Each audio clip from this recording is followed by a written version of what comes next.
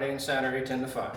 Okay. But as you can see, you know, we have a nice little setup here. A couple of display cases full of artifacts. Some of them are reproductions, some of them aren't.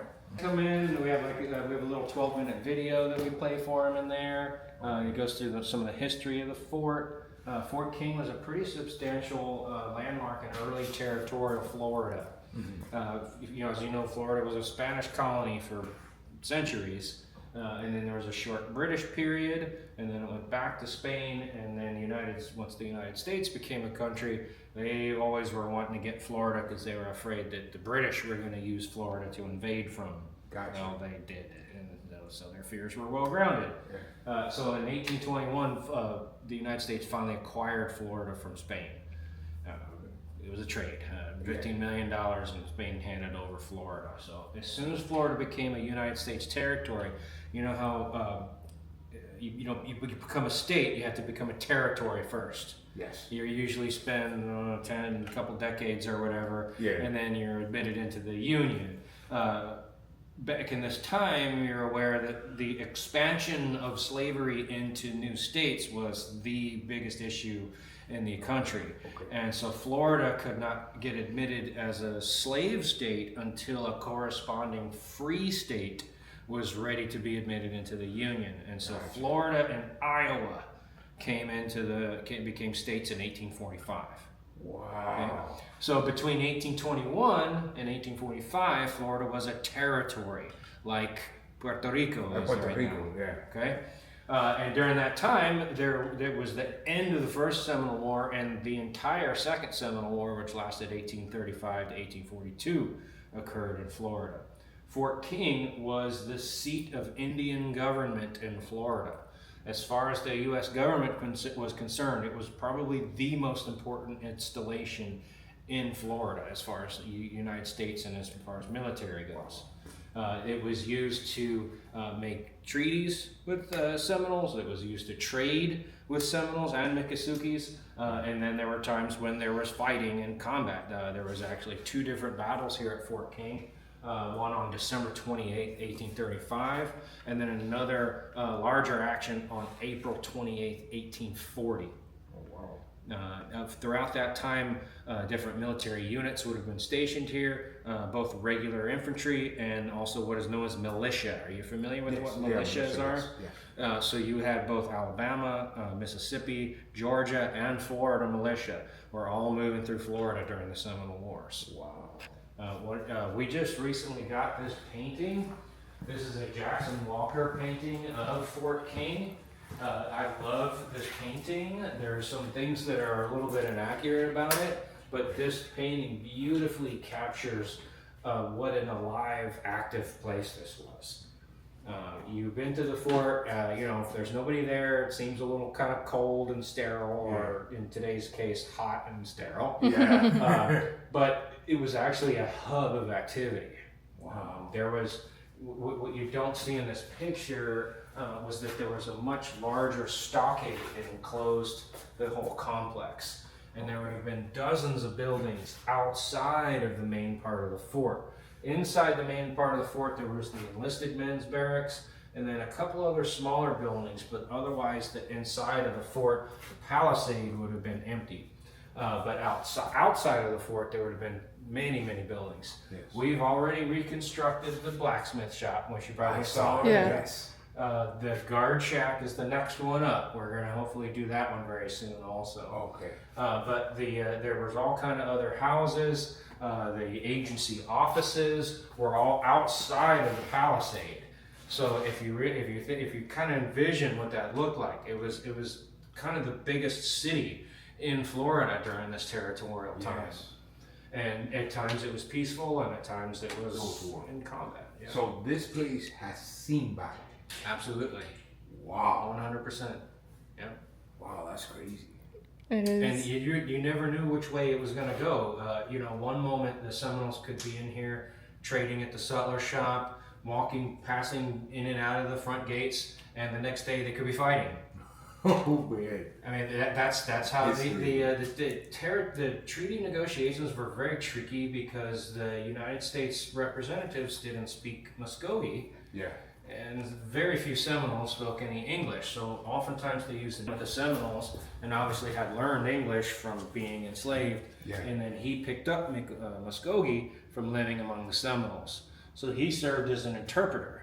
So that, you know, the Indian agent guy would say something, and Abraham would kind of figure it out, and then he'd go over to the Seminole guys and tell them in Muskogee what they were, and that's the way they did treaty negotiations. Wow. So you can imagine how It was awkward. precise either, you know. And then ultimately, at the end of the day, the U.S. officials are shoved this paper in their face and tell them to sign it. Yeah. Muskogee, the Seminoles didn't have a written language. Yeah. They had no idea. They didn't know how to write their name. They just put X's on the box, and then the U.S. guys came in later and wrote their names in. Gotcha. But this is one of the key differences between the way Seminoles worked and the way the U.S. government worked.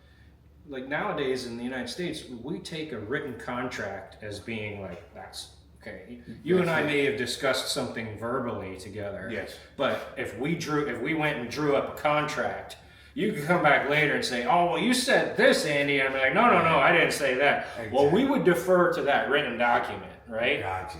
Yeah. Now, Seminoles, with no written language, what you said, what your word was, that was the ultimate bond. Yeah, and at the end of the day. And so you see how that doesn't square, and that's why there was so much conflict and misunderstanding in negotiating. And the other unique thing about the Seminoles is they were the last indigenous group of people east of the Mississippi River to be removed. Okay. So, you know, Europeans came in the 16th century. Yes. And came into contact with indigenous people. You got Jamestown, and you have the Iroquois Confederation, you have the Pontiac Needleman Rebellion, you have the Shawnee Uprising, you have the Creek War, and eventually all these uprisings flare up and get quashed down, and the Indians get moved out beyond the Mississippi River. The Seminoles were the last holdout The last east of the Mississippi River, and not only many of them did get forcibly and sometimes willingly moved to Oklahoma Territory. There was a holdout of a few hundred that fled into the Everglades and held out until the bitter end. Until all the way up to 1856, where finally the U.S. Army said, we're done. Like, we have more guys die from alligators and malaria than are getting killed in this war. So they just stopped, and they just left all these Seminoles down there. Well, they didn't die. They actually survived, and they kind of turned things around.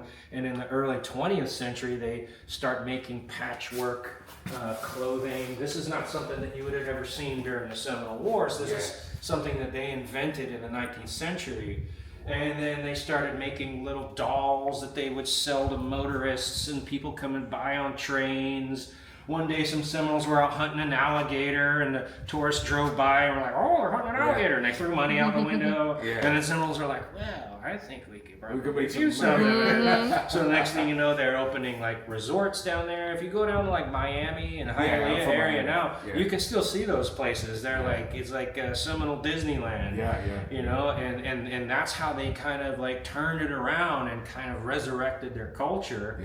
You know, and moved into the 20th century, and then they got the gaming rights, and then it was bad. And that's it. Game over. And then like now everybody wants to be a Seminole now. But what's interesting about that is now you have to genetically prove that you have, I forget what the percentage is. It's like 24%. I don't quote me. You have to be able to genetically prove that you're at least this percentage threshold descendant from a Seminole Indian to be considered as part of the Seminole tribe to get that. But back then it didn't matter. They lived in a clan-based system, so the mother and the head woman and her daughters made up the clan, and then any child born into that clan, it didn't matter if their dad was black or Spanish or white. Osceola's father was a white hunter-trapper. For real? Absolutely. And this was very common to have what they called metis, which is like English, Scottish, and Seminole or Creek Indian mixed blood. Gotcha. That race didn't matter at all to them. Yeah. If you grew up with the Wind Clan, you were a Wind Clan member, and it didn't matter what shade your skin color was. Wow. So it's a little ironic that, like, you know, in the 19th and 18th centuries, like, that none of that mattered to them, and now it's like, well, okay, hold on, now show me. Exactly. Yeah. Show me the. That's the way life works, man. It's But here, this is even more interesting. So, the descendants of the Seminoles that were moved to Indian Territory across the Mississippi, their descendants are now known as the Seminole Nation. Seminole Nation. Right? Now, the ones that survived and hung out in the Everglades, that's known as the Seminole Tribe of Florida. Oh, so there's Different organizations. Even though they probably have family lines that, you know, that have crossed each other at different points. Gotcha. They're two independent organizations. Oh, so they're independent completely. So Again, like I said, if they were able to trace their ancestors back far enough, I'm sure they would have a lot of common ancestors. Of course. But it's very hard to do that because, again, no written language, and then you're talking about a people that is being constantly displaced. You know, that was the biggest thing in Florida is they were gradually pushed, you know, east and then down the peninsula until there was nothing left but swamp, and they managed to hide out in the swamp and endure. Okay, so the question that I have, and it's the one that I've actually been asked a lot, why is it that they call themselves the Unconquered? Well, because of that holdout group. Because that last group that held out and never capitulated and never surrendered. Now, like with everything in history, there's layers to it. Yeah. Because there were groups, there were leaders that signed treaties. There were groups of Seminoles that agreed, that sold all their goods, all their property, including slaves in some cases, and agreed to be taken and removed to the reservation. Yes. Okay.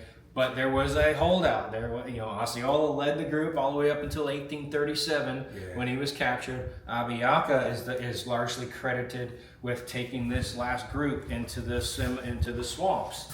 But that last holdout, that last group, historians say 200 to 300. I've heard Seminoles say as many as 700.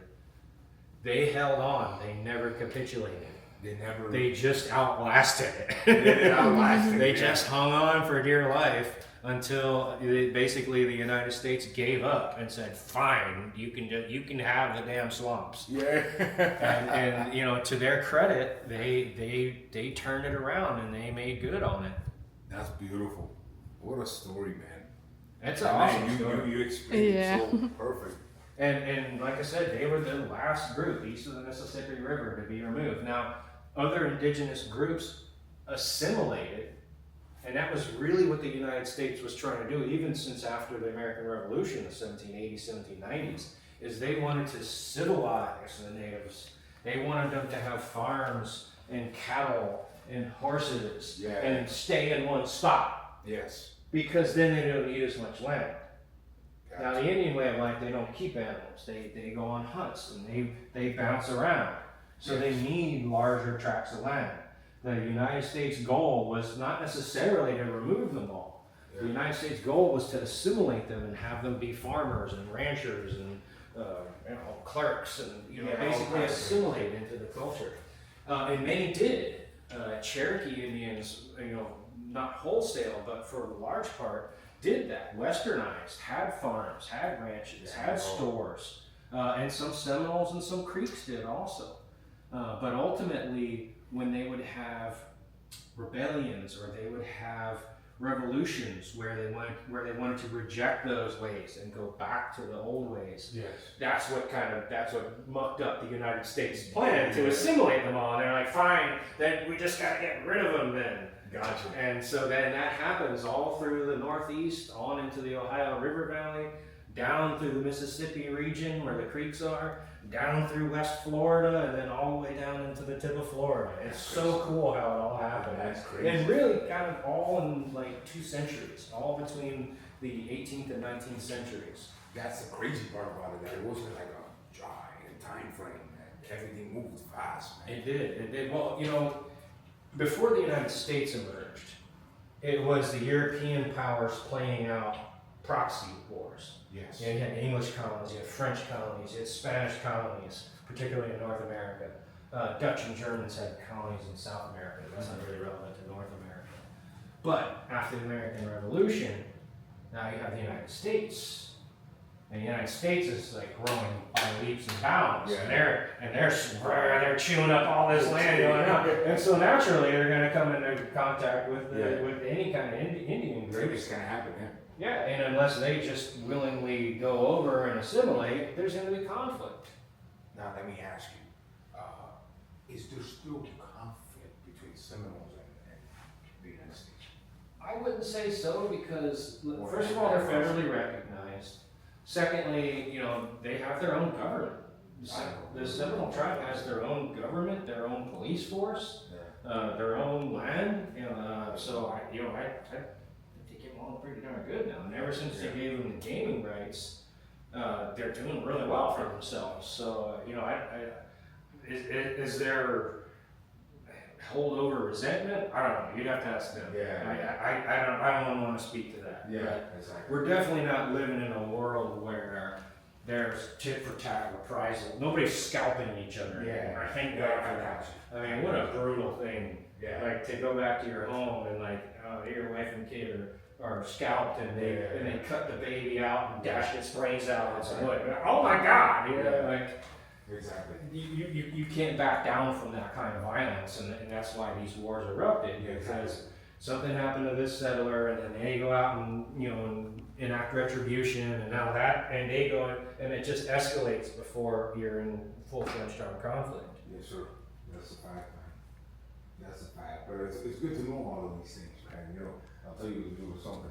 I'm from Miami.